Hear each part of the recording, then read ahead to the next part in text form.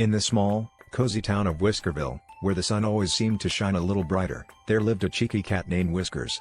Whiskers had a knack for getting into all sorts of mischief, but nothing could have prepared him for the day he accidentally turned invisible.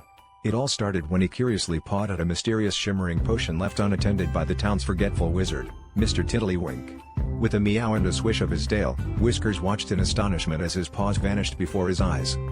Confused and a bit scared, Whiskers tried to figure out how to become visible again. His first thought was to seek help from his best friend, a clever mouse named Squeaky. Squeaky lived underneath the big red barn and always had the best ideas. However, sneaking through town without being seen was a new challenge for Whiskers. Normally, everyone waved and smiled at him, but now he had to dodge feet and avoid being stepped on, which was quite tricky for a cat who was used to being the center of attention. When Whiskers finally reached the barn, Squeaky was nibbling on a piece of cheese. Startled by the mysterious voice calling his name, Squeaky nearly jumped out of his fur.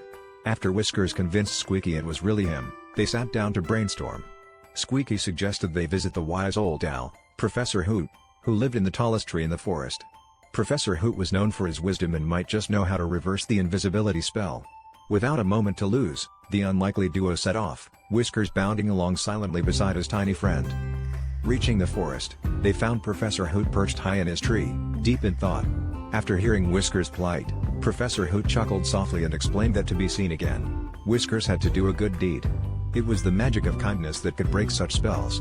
Inspired, Whiskers decided to tidy up the town's park, which had become cluttered with leaves and sticks.